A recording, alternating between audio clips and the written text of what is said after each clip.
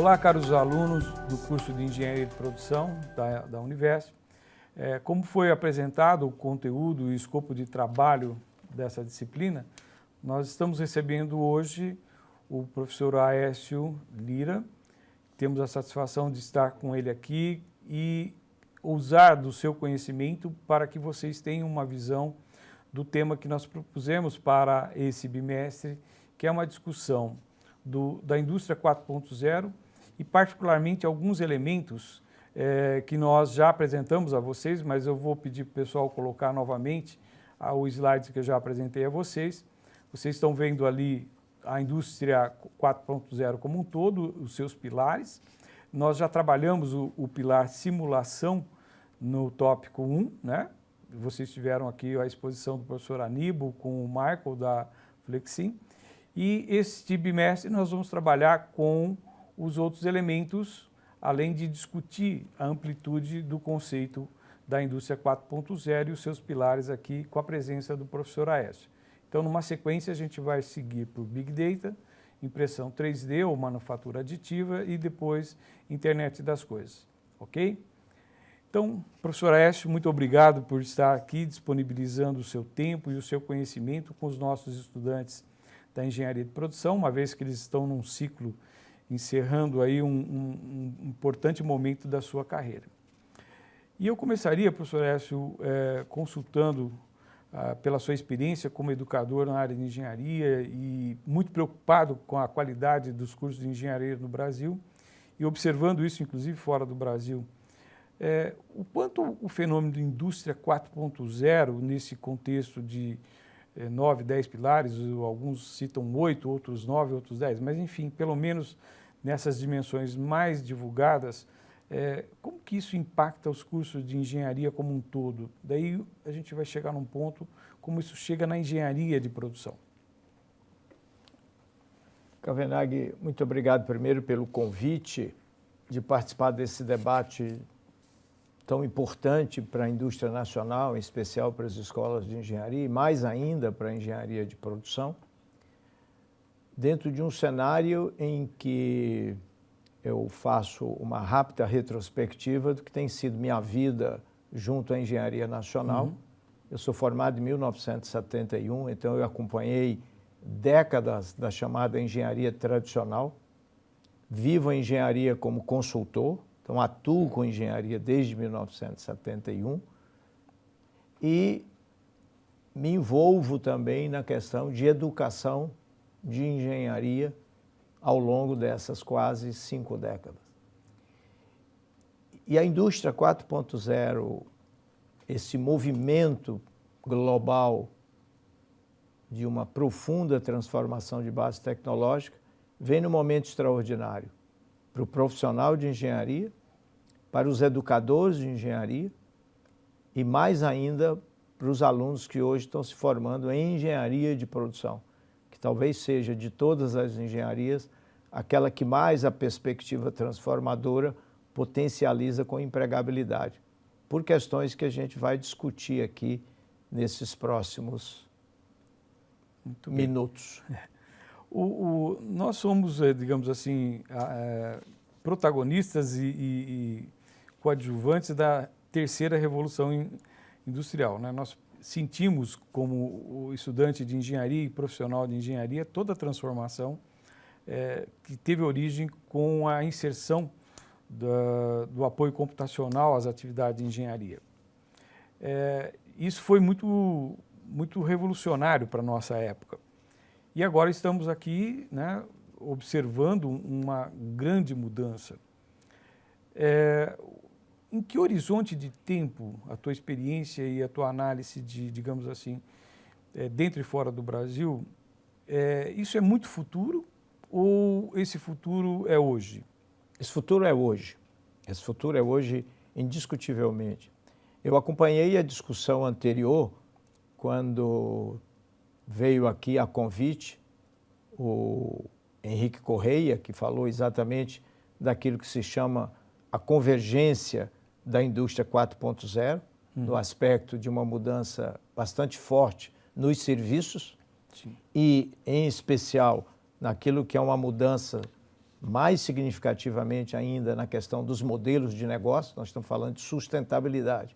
Quer dizer, pela fala do colega Henrique, que se desdobram vários impactos, mesmo porque ele divide exatamente nesta convergência de mundo 4.0, o que vai ser objeto quase de alguns capítulos, seja no Big Data, seja na internet das coisas, seja em todo esse processo que são os impactos. Então, isso já deslumbra um cenário de uma profunda transformação. Eu que vivi 4 décadas na chamada terceira revolução, acompanho agora a transformação com a 4ª revolução e ao lado também das questões ligadas à educação.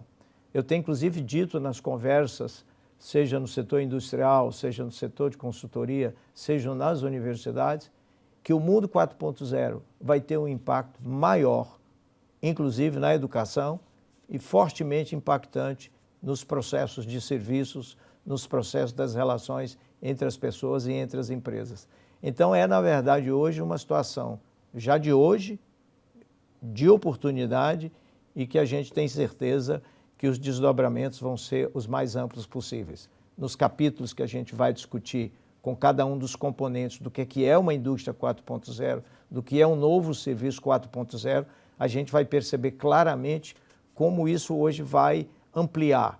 As oportunidades vão se multiplicar, as tarefas vão se ajustar e, em especial, mais uma vez eu destaco, que a engenharia de produção, por ser uma das engenharias que mais impacta o espectro de modelo de negócio, porque ela não tem a especificidade da mecânica, ela olha, na verdade, um horizonte bastante amplo, desde a produção, desde a venda, desde o negócio, e com o impacto nas cadeias produtivas como modelo de negócio, nós não temos nenhuma dúvida que a indústria 4.0, neste novo mundo, o impacto é extraordinário. Diga-se de passagem, não se faz mais sentido hoje existir nenhuma escola de engenharia que não mude a sua sala de aula, que não mude a visão do seu profissional e que não esteja integrado como, na verdade, a indústria 4.0 vem. Então, ela vem como algo que não é nada de futuro. Aliás, o Brasil, diga-se de passagem, está até um pouquinho atrasado, mas ganha-se porque a transformação de base tecnológica, ela nos acelera e a gente ganha um tempo um pouco perdido. Então, o tempo hoje é extraordinário. Eu vejo isso como bastante intenso no setor empresarial e no setor das universidades, e é bastante promissor, eu diria, nesses próximos anos daqui para frente. Professor Écio, você tocou num tema que ainda, digamos, nos deixa preocupados enquanto a engenharia no Brasil. O professor Piqueira é do nosso relacionamento, você também acompanhou a fala dele aqui para os nossos estudantes. No cenário da educação e engenharia no Brasil, existe, digamos assim, uma dificuldade de nós avançarmos com qualidade que a indústria 4.0 vai exigir, porque como ela é uma proposta de mudança radicalmente em ambiente tecnológico, nós temos algumas defasagens ainda de aprendizagem, né? A evasão dos cursos de engenharia ainda são elevadas, né? Os índices são altíssimos, refletindo uma deficiência de formação básica, não porque o estudante não queira ser engenheiro. Então, não fica uma situação assim muito complicada em termos de paradoxo. O mundo correndo numa velocidade, nos impondo uma engenharia 4.0, uma sociedade 4.0, né? Não é só a engenharia, a indústria, e ao mesmo tempo nós temos no Brasil ainda algumas situações, e lembrando da entrevista com o professor Piqueira, né, que a gente chegava a uma conclusão que a engenharia tinha algumas situações. O problema não está nos engenheiros, existem bons engenheiros no país, mas não o suficiente para que a gente realmente sustente um avanço tão significativo e tão rápido que essa revolução 4.0 está trazendo para o ambiente da sociedade. Como que você interpreta essa situação? O que nós somos, a nossa realidade, com uma demanda tão rápida que a primeira exposição do conceito da indústria 4.0 tem 6, 7 anos, 8 anos no máximo. Quer dizer, o quanto evoluiu isso em tão pouco tempo. É um grande desafio. Nós estamos diante de uma próxima década que nos provoca, que nos motiva. Quando você olha a realidade da indústria 4.0 e o mundo 4.0, ele, como eu disse, ele nos provoca, porque quando você olha o espectro do que é hoje, o que vem por aí, o que já está por aí, você tem hoje a indústria 4.0 praticamente em tudo, de A a Z. Você tem as transformações de bases tecnológicas que impactam energia. Sim. Você tem as transformações tecnológicas que entram direto na estrutura do agronegócio, porque nós temos que alimentar praticamente o mundo. E o Brasil Sim. é um dos grandes, vamos dizer, um dos grandes protagonistas do mundo chamado 4.0 na indústria do agronegócio. Diga-se de passagem, o agronegócio é de todos os setores brasileiros o que está mais à frente, do ponto de vista de transformação de base tecnológica. Você tem a indústria 4.0 hoje no mundo das cidades, ou seja, praticamente as cidades dependem das chamadas cidades inteligentes. E você tem educação e saúde, onde nós vamos discutir depois a cadeia produtiva da saúde, e tem as transformações em si, que a cada dia são maiores. E aí a gente volta ao que você comentou na fala do nosso colega Piqueira, né, em que ele, resumindo aquilo que é a mensagem central dele, ele diz que são 3 pilares. Sim. É a questão da ética, é a questão do conhecimento e a questão da generosidade, que no fundo é servir as pessoas. E aí o conhecimento é a peça central. E Sim. a pergunta é, como entrar num mundo tão desafiador, com a necessidade inclusive de conhecimentos que vão ser muitos conhecimentos novos e até numa forma diferente de se apropriar dos conhecimentos.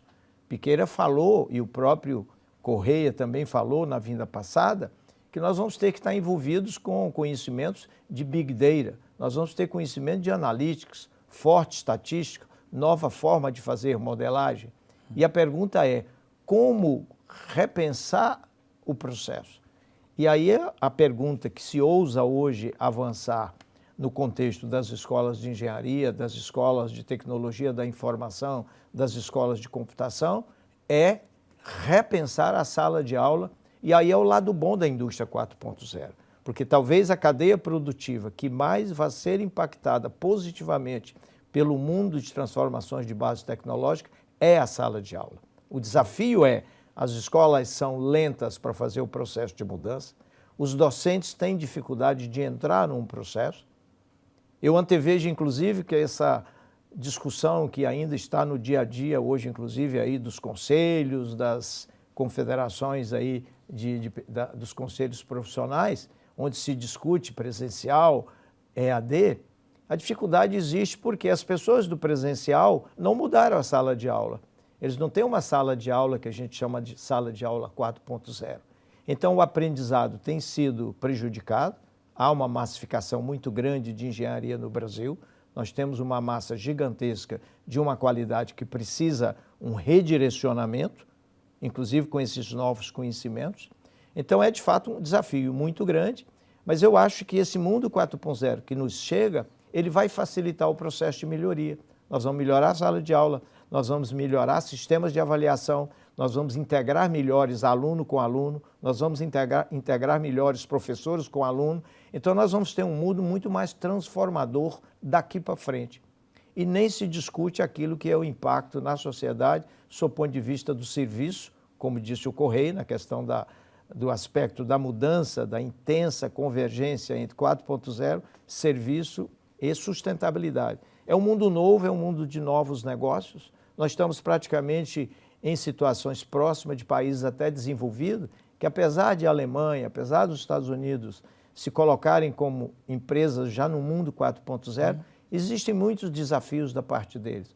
Uma coisa é você dizer que está fazendo 4.0. A pergunta é, qual é o resultado da indústria 4.0 que você implementou? Não adianta só dizer, vou implementar uma indústria 4.0 ou um processo 4.0. A pergunta é, eu aumentei minha produtividade?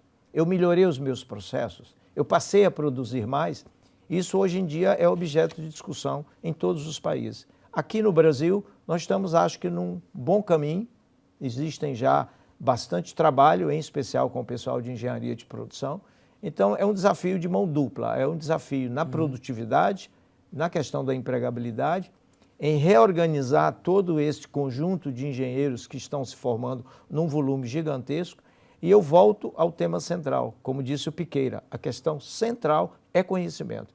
Quer dizer, sem conhecimento eu não referencio os aspectos de ética que o mundo 4.0 traz. Quando a gente for discutir saúde, por exemplo, a questão ética é central, porque você vai entrar, inclusive, em impressão de órgãos, em gravação de sonhos, ou seja, é uma estratégia que o Piqueira acerta muito bem, ou orienta muito bem, na questão da ética. E a generosidade, ela diz como eu faço um mundo melhor com o apoio da engenharia. Sim. E a indústria 4.0, ela traz isso tudo, Cavenaghi. E ela traz hoje, o mundo hoje depende das engenharias. Tem um famoso economista da Universidade de Chicago que disse há pouco tempo de que o melhor dos cenários hoje é entregar o mundo para os engenheiros, porque eles vão solucionar os problemas sem se afastar dos aspectos econômicos, aquilo que vem de transformação base tecnológica, que é o que eu citei: energia, alimentar, cidades, educação e saúde. É nesse contexto que o mundo 4.0, talvez hoje, um dos temas mais pertinentes. Juntar indústria, serviço e nova sala de aula nas escolas de engenharia. Sem mudar a sala de aula, sem melhorar o aprendizado, sem melhorar o processo de avaliação, e que isso nos traz através da indústria 4.0, o desafio fica, na verdade, mais intenso. Mas eu acho que é por aí que a gente está caminhando. Muito bem. Eu deduzo da sua fala e até por conversas fora desse ambiente aqui, dessa entrevista, há um grande otimismo, principalmente para esse nosso estudante que está encerrando o seu 5º ano e tem esse mundo a ser desbravado e numa oportunidade onde o conceito de indústria 4.0 fomenta essa situação. Então, poderíamos passar para os nossos estudantes que é um mundo em transformação e que eles serão os protagonistas dessa transformação, ou seja, eles serão os engenheiros, não de um futuro, mas desse presente que precisa de uma intervenção, é isso? Exatamente isso. Você fez um resumo e que eu acrescentaria os seguintes aspectos. O mundo hoje é de oportunidades, é de inovação e é de empreendedorismo. Sim. Esta próxima década é a década das engenharias, da computação e das pessoas relacionadas com tecnologia da informação. E mais em especial, numa mensagem para os alunos de engenharia de produção, e eu já disse, mas repito com um pouco mais de destaque, dentre as várias engenharias, na minha opinião, que sou engenheiro civil, que sou engenheiro de estruturas, acompanhei inclusive a criação de cursos de engenharia de produção na UFMG alguns anos atrás, para a engenharia de produção é a década da década, porque os modelos de negócio vão mudar, as estruturas de decisão vão depender dos engenheiros de produção, que são de todas as engenharias, aquele que sabe trabalhar dados, informações, decisões, base estatística, base de processo, e de todas essas é a engenharia de produção. Então é uma expectativa bastante positiva no contexto macro daquilo que é o mundo da indústria 4.0, que nos apresenta hoje já como a ordem do dia. Nenhum curso de engenharia hoje tem que tem que trabalhar o foco da engenharia 4.0 na sua estrutura de prática, de experimento e de novos desenhos no aprender e fazer as coisas, que é o papel do engenheiro. Nós agradecemos imensamente você compartilhar essas suas reflexões com os nossos estudantes e deixar, eu concordo integralmente com esse otimismo que você deixa, que é a década da engenharia e o desdobramento, né? Muita gente foca que a indústria é só chão de fábrica, mas essa indústria 4.0 perpassa por qualquer organização. E a gente vai ter muito ainda a comentar. Então, nesse momento, eu agradeço a sua exposição. O professor Aécio vai continuar com a gente aí discutindo pontos mais focados nos pilares da engenharia, da indústria 4.0 e que terão impacto na engenharia de produção, talvez com mais, com mais mudanças radicais no modelo em que nós enxergamos a engenharia de produção hoje. Então, a gente fica por aqui e vocês acompanharão a opinião do professor Aécio nesses 3 temas que vamos abordar como o eixo do nosso conteúdo, da nossa disciplina, esse bimestre, que é o Big Data, impressão 3D e internet das coisas, que eu creio que são pontos que vão mudar muito o que tradicionalmente vocês já viram durante o curso, que dirá daqui para frente com essa velocidade de mudança. Muito obrigado e até o nosso próximo encontro.